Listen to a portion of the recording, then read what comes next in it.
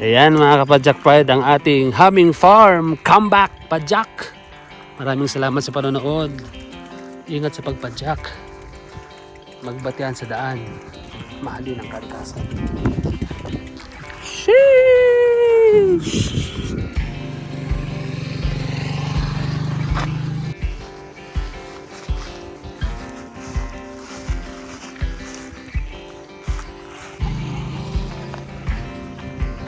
Breakfast na tayo.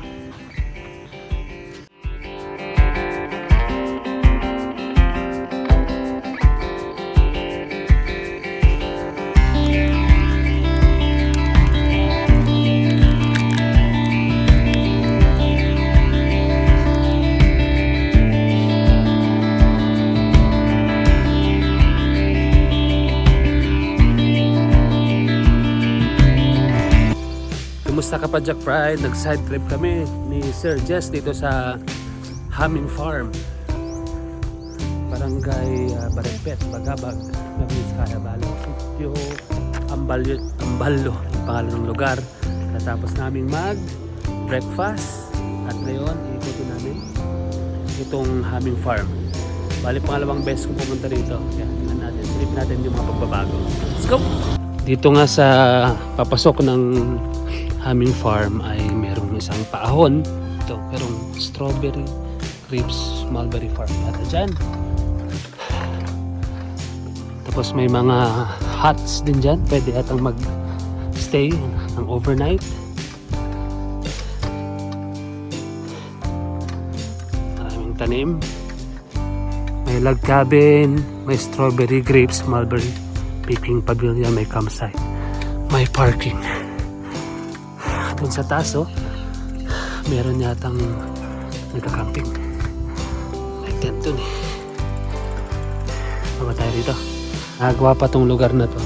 Ini-improve, dinadagdagan ng mga bahay. Pero malawak na parking area. May pavilion, yan siguro yun. Subukan nating lumiko rito. Dito na yata yung kanilang strawberry farm. Tapos mamiakit tayo dun sa taas dun. Yeah. Uy. Whoops. Ito itong mga yan. Sightseeing. May mga tanim. Wala pong strawberry yan or what. Yan. Humming Strawberry Farm. Ito yun. Mukhang wala yata siyang tanim ngayon. Ay walang bunga. Sorry. Ano yung malaking strawberry. Tara din mamaya.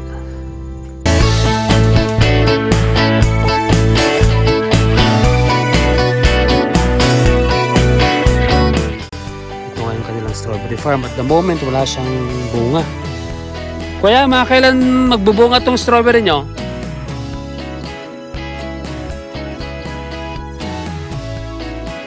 Nagsimula na. Nagsisimula. Pero kailan po pwede ulit mag-strawberry picking?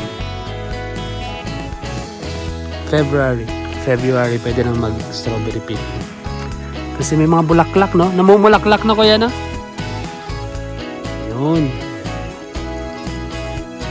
February. End ng February or katapusan? End of February.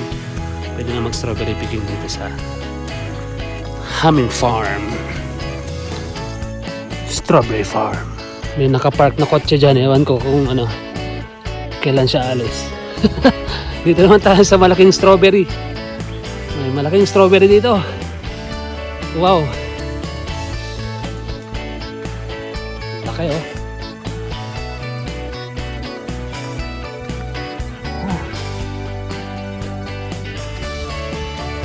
Ito na yung summit ng hill dito sa Humming Farm. Tapos nila mag-camping. Ayos yan sila.